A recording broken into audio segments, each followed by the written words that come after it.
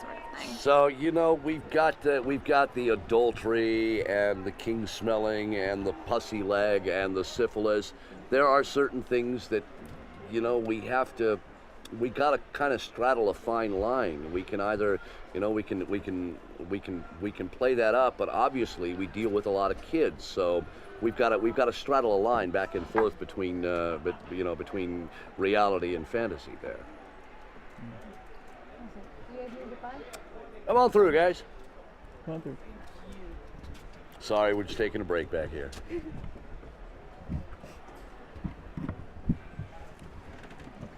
So you are into history, though. Actually, it's interesting. I knew nothing when I came in. When I came into the festival in 2004, I was in the dance company because I really screwed up my audition. So I made it into the dance company and started to learn a little bit about the history of Henry VIII, got really interested in it, and started to do some research of my own, found out who Catherine Howard was, and thought, man, that would be a really cool role to play. And actually, I've always been sort of into history, but it wasn't until I started doing festival that I became interested in this specific part of history. I actually had started working on my master's in Hood, or at Hood College in Frederick, on Renaissance history, and actually kind of realized that I'm into the teaching thing, so I'm sort of going a different way with that. But I had started to.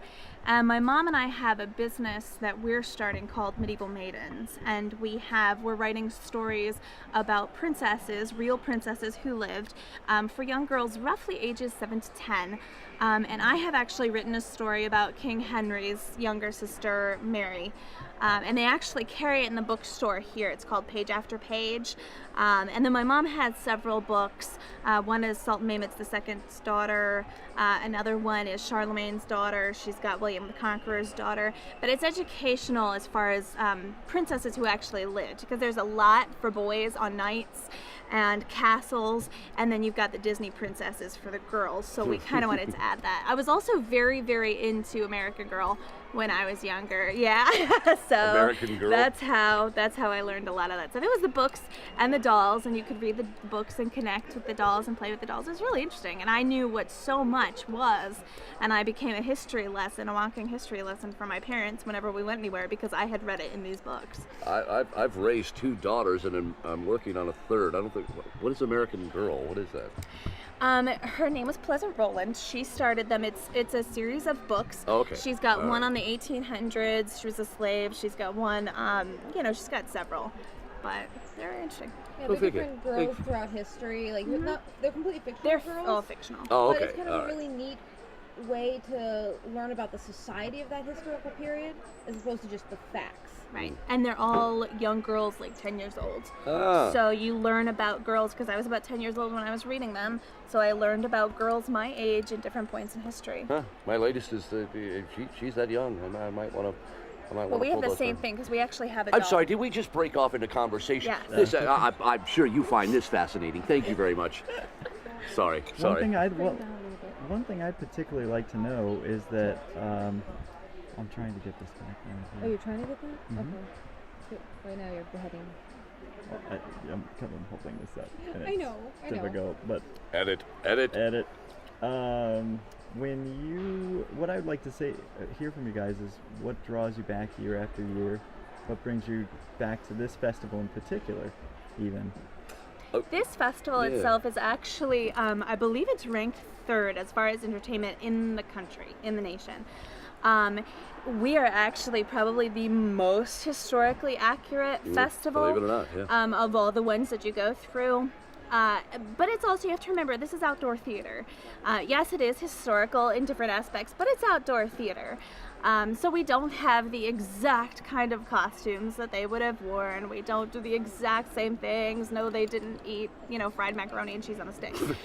But this is one of the most, of all the festivals you go to, it's one of the most accurate ones you'll find. Well. For me, the most interesting thing is you play all day. As an actor, you play all day. You come on, you put the costume on, and it's about... I say, George, a dragon! It's a dragon overhead! We occasionally have to. With the blooper reel? Yeah. No, we occasionally you'll get the smart ass in the audience going, "Oh, Your Majesty, oh, it's a magic flying machine." Like, yes, it's a plane. Many thanks. No, we can't do that. And she's right about us, being historically accurate. You really are. But Okay. it's you come and you put on your costumes and you play. Yeah.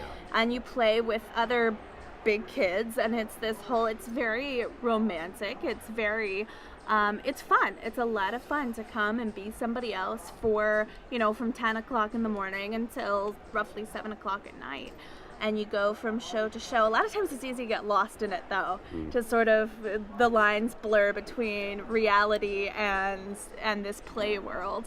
But it's fun. It's a lot of fun. And unfortunately, this is my last year because I'll be moving to the Netherlands. But it's a completely different world, and it's kind of nice to get lost in, to get away from reality and come here and get lost in that.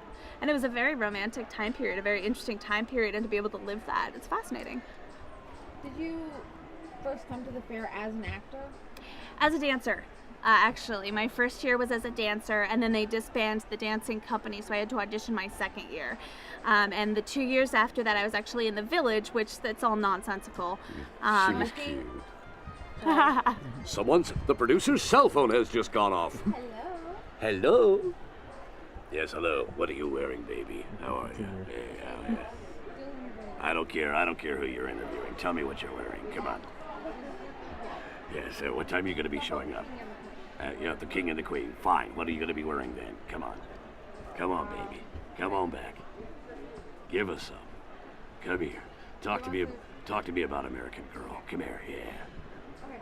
All right, no problem. Bye.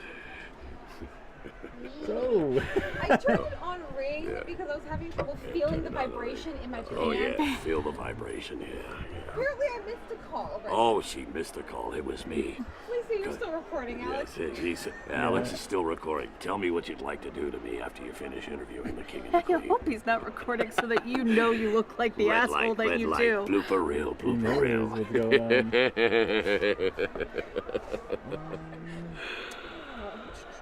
Okay, where was I? Okay. Where were you? We You were talking taking about, a call. acting We experience. know. Was I? Let's acting experience. Acting Like, experience. how's the- Oh God. That's right. So your first time you ever came to the fair was as a dancer. Did you ever come before as a patron? I did, I think, when I was 10. Wow. Really? So it had been a really, really long time, but I knew actors who had worked here for several years because I've been acting since I was 7 years old. So I knew fellow actors who had been working here, and they kept saying, Tiffany, you should really audition. I actually auditioned 3 times before I actually made it into the dancing company. And then they disbanded the dancing company, and I had to re-audition. And then for the next 2 years, I was in the village. I played some really ridiculous, nonsensical characters. And then, they last year decided to slip me in as Catherine Howard, which I personally thought I was too old for. But yeah, I'm 25. They've made it 18, which is actually probably a little bit older than what she really would have been. But Catherine Howard was a kid. I mean, Henry really was a dirty old man. But we can't. I mean, it would be uncomfortable, not only for a young female actress, but for me too to play opposite somebody like that. I mean, I have no idea what the man was thinking. How about you? Did you first come to? I first came to the Maryland Renaissance Festival as a patron once in 1999. I was married at the time, and my wife, who was also a performer, and I looked at each other and we thought, oh wow, look at what these people are doing. This would be great fun to do. But we never thought that we could take the amount of time in our day to do something like that. So we ultimately just chalked it up as a pipe dream, maybe someday when we're retired.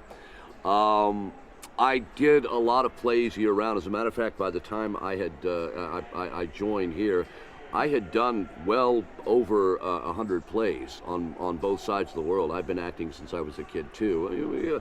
A lot of community theater stuff, but eventually working your way up into professional roles. And I was at a theater company in Manassas, Virginia, called Upstart Crow. It was a Shakespearean company. I was absolutely petrified. I had done mostly straight plays and musicals throughout my life. I'd never done any Shakespeare. I did my first Shakespeare play with Tim Shaw, who, unbeknownst to me at the time, was the entertainment director here.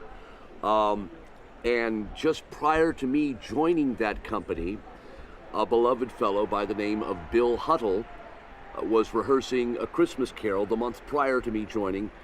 He passed away. He had a heart attack and passed away. Bill Huttle also played the king here at the Maryland Renaissance Festival. So a lot of the performers here also worked at this small Shakespearean company in Manassas.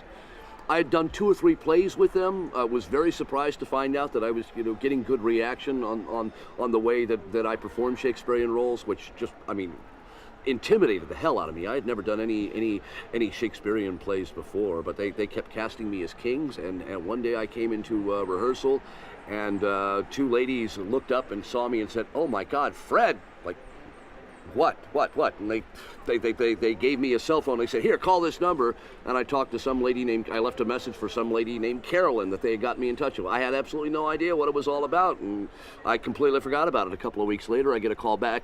Carolyn is Carolyn Spedden, who's in charge of, she's pretty much the grand poobah here at the Maryland Renaissance Festival. Well, at the time, I had no idea what she was calling me about, and she said, based on the recommendation from Joy and Lisa, I'd like you to come in and audition for the role of Henry VIII. And I was like, oh, well, but at the time, I'd already been cast in another play. I didn't think I could do it.